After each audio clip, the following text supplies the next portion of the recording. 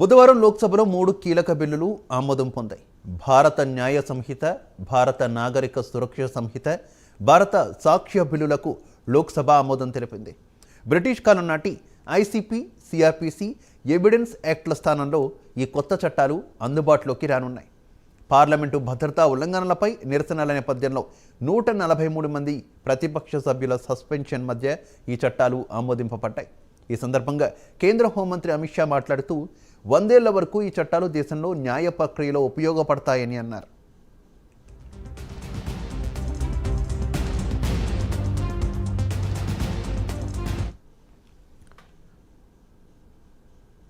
భారతీయత, భారత రాజ్యాంగం, ప్రజల శ్రేయస్సుకు ఈ 3 కొత్త చట్టాలు ప్రాధాన్యతను ఇస్తాయని అమిత్ షా నొక్కి చెప్పారు. గురువారం రాజ్యసభలోనూ ఈ 3 బిల్లుల్ని ప్రవేశపెట్టడం జరుగుతుందని అన్నారు.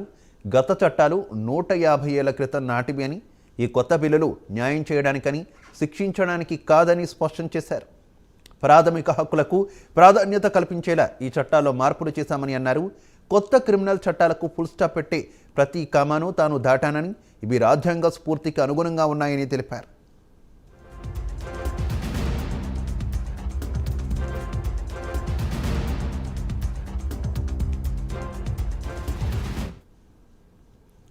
ఇక కొత్త చట్టాల ప్రకారం నేర దర్యాప్తుకు కాల పరిమితి కేటాయించడం జరుగుతుంది. ఎవిడెన్స్ యాక్ట్ నుంచి 5 సెక్షన్లను, ముఖ్యంగా దేశద్రోహి సెక్షన్ను తొలగించారు. దేశానికి వ్యతిరేకంగా చేసే చర్యలకు శిక్షను కొనసాగింపు ఉంటుంది. ఇక మోకదాడికి 7 ఏళ్ల జైలు శిక్ష లేదా ఉరిశిక్ష విధిస్తారు. సామూహిక అత్యాచారానికి 20 ఏళ్ల జైలు శిక్ష లేదా జీవితకాలం జైలు శిక్షను, అలాగే డిజిటల్ ఎవిడెన్స్ను పరిగణలోకి తీసుకునేలా కొత్త చట్టాల్లో మార్పులు చేశారు. దేశద్రోహి కేసుకు జీవిత ఖైదు నుంచి 7 ఏళ్ల జైలు శిక్షకు మార్చారు. ఇక నేరం చేసి పారిపోయిన వారు 90 రోజుల్లో లొంగిపోవాలి, లేకపోతే వారి తరపున ప్రభుత్వ న్యాయవాదిని పెట్టి తీర్పుని వెలువరిస్తారు. ఇక దోషులను విదేశాల నుంచి తీసుకొచ్చి ఉరిశిక్ష వేస్తామని అమిత్ షా అన్నారు.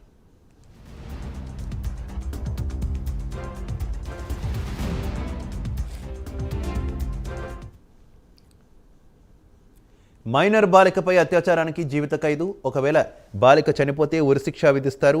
మహిళలకు ఈఎఫ్ఐఆర్ నమోదు చేసుకునే అవకాశం కల్పించారు. దర్యాప్తు సోదాల్లో వీడియోగ్రఫీ తప్పనిసరి చేశారు. ఎవరైనా ఎక్కడి నుంచైనా 0 ఎఫ్ఐఆర్ దాఖలు చేయవచ్చు. 24 గంటల్లో దానిని సంబంధిత పోలీస్ స్టేషన్కు మార్చుకోవచ్చు. నిరాధారంగా అరెస్ట్ చేసి పోలీస్ స్టేషన్లో పెట్టుకోవడానికి వీల్లేదు. అరెస్ట్ అయిన వారి కేసు వివరాలను కుటుంబ సభ్యులకు తెలిపేందుకు ప్రతి పోలీస్ స్టేషన్లోనూ ఒక అధికారిని నియమించడం జరుగుతుంది. ఆర్థిక నేరస్తుల ఆస్తులను వేలం వేసి ప్రభుత్వ ఖజానాకు ఆ డబ్బును మళ్లిస్తారు.